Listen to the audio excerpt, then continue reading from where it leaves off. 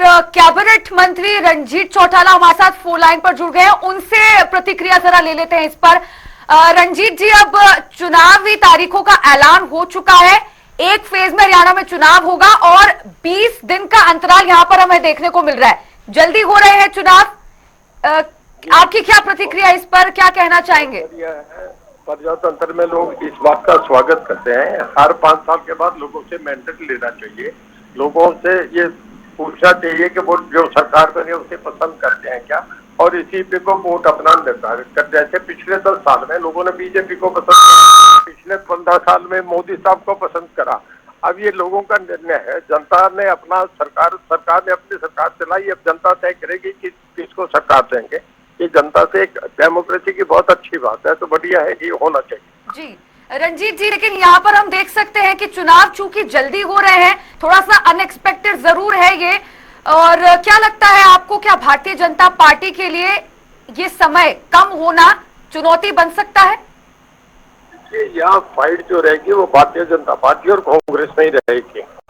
और मैं ये समझता हूँ कि पिछले 10 साल में लोगों ने भाजपा को बनाया है, और अभी लोकसभा के चुनाव में भी 44 सेगमेंट में भाजपा जीती है, जबकि पिछले विधानसभा में 2019 में 40 में बढ़त थी, 4 में बढ़त उनकी अब के ज्यादा थी। और बाकी मैं समझता हूँ कि जब सेंटर में सरकार बनती है उसी को बनाया। 2014 में हालांकि बीजेपी की 4 सीटें थी, पर जब दिल्ली का चुनाव का ये इम्पैक्ट आएगा, 4 से एकदम भाजपा 47 पे चली गई। मेरा ये मानना है कि दोबारा फिर बीजेपी की सरकार बनेगी। लेकिन रंजीत जी, हरियाणा का इतिहास अपने आप में ये बात कहता है कि तीसरी बार लगातार किसी पार्टी की सरकार आज तक बन नहीं पाई है, तो क्या आप आश्वस्त हैं इस बात को लेकर कि अब आगामी जो विधानसभा चुनाव है उसमें इस इतिहास को पलट के रख देगी भारतीय जनता पार्टी तीसरी बार सरकार बनाकर? देखिए, अभी वेस्ट बंगाल में, उत्तर प्रदेश में, और इसके बाद आप बिहार में देख लें, उड़ीसा में देख लें, गुजरात में देख लें, पिछले 1970 के बाद 47 सालों में भी कभी भी कांग्रेस दोबारा नहीं लौट के आई। मैं नहीं मानता कि यहाँ कोई कांग्रेस जीत रहे। कांग्रेस आपस में विवाद है, झगड़े हैं, बहुत ऐसी बातें हैं जिसे कांग्रेस अपने आप पीछे कर। लेकिन रंजीत जी, इस बार कांग्रेस में आत्मविश्वास तो देखने को मिल रहा है। लोकसभा चुनाव के नतीजे हमने देख लिए, 5 सीटें आपके खाते में, 5 सीटें कांग्रेस के पास भी है, तो मुकाबला तो इस बार टक्कर देखने को मिल रहा है। आत्मविश्वास में नजर आ रही है पार्टी।